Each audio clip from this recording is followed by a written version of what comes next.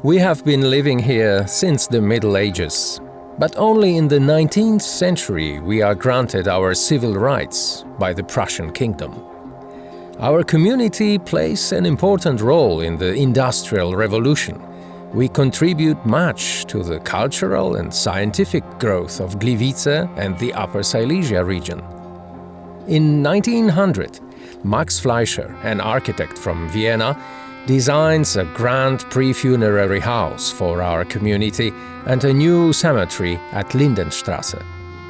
Rabbi Dr. Wilhelm Münz reminds how important this place is. From the tombs grows the flower of immortality. What is mortal belongs to the earth, but the soul is not put into the grave. It comes back to God, its creator. Our young people educate themselves at German universities in Berlin and Wrocław. Many of us run their businesses there. When the Great War breaks up, we serve in the German army, just like other citizens of our country. The end of the First World War brought us joy, but also the feeling of uncertainty. Victorious superpowers agreed that the debatable inclusion of Upper Silesia into Poland or Germany will be decided by its residents in a plebiscite. Jews, being strongly attached to German culture, language and state, wanted it to remain a part of Germany. If you were in a Silesian synagogue one day before voting, you would hear passionate preaching and praying for keeping the city within the borders of our homeland. In the wake of the plebiscite, Gliwice remained, to our joy, within Germany. We could still live our lives peacefully. Not for long, though. We hear anti-Semite slogans. We feel aversion and hostility all around. To remind everyone of our sacrifices and allegiance to the homeland, we raise a monument in honor of Jewish soldiers killed in the Great War. The wave of anti-Semitism rises. We do not feel safe, even after 1922, with special laws protecting ethnic minorities in Upper Silesia. The Council, Artur Kochman, president of the Jewish community in Gliwice, stands up for us. Very soon, however, he is excluded from the list of notaries, and then he receives a prohibition of his profession as a lawyer. When Hitler unleashed another war, we got trapped in a dramatic situation. At first, German Jews were not killed and prosecuted as brutally as our brothers in the eastern lands, but we also had disgraceful restrictions put onto us. Soon, however, the German state, turned into a bloodthirsty beast, grabs hold of those who did not manage to escape abroad, clamps them in ghettos, transports them to annihilation camps, including KL Auschwitz, just 60 kilometers out of Gliwice. Councillor Artur Kochman, despite the plaids and bags of his daughter, remains in town. Here I want to be buried. Where else should I go? To me, outside of Gliwice, there is only Jerusalem.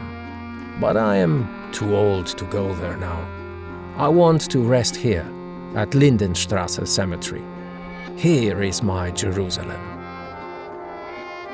Artur Kochman's last wish was not fulfilled. In December 1943, he was transported to Auschwitz-Birkenau and murdered.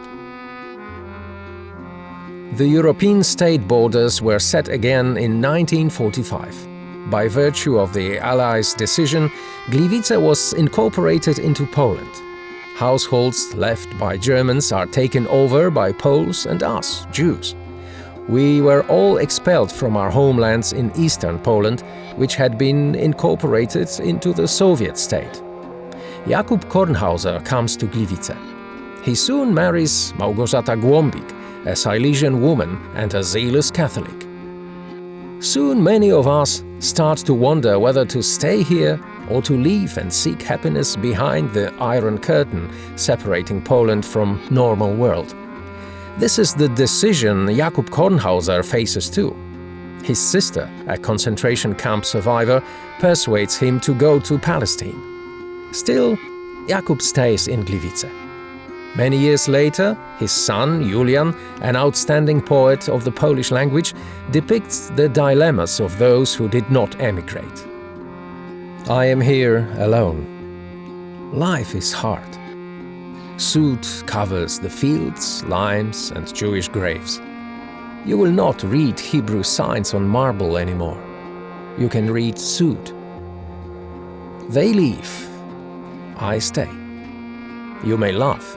A stupid Jew, right? But I cannot leave this land. On every stone there's a sign of me and my family here. A dog may howl, and I think it is a voice from the past. I sit by Kłodnica River. I watch the willow catkins, and I see little Chaim doing flips on the grass. I can hear his strong and thrilling voice, Cantor's voice. Those voices grow here all around. Without them, I am like a tzaddik without his disciples. In the following years, many of us have left Upper Silesia. We emigrated to Israel, Sweden, the USA, and other countries. Jakub Kornhauser was one of the few who stayed. To him, Gliwice had become the long-time yearned Jerusalem. He lived and rests in this land.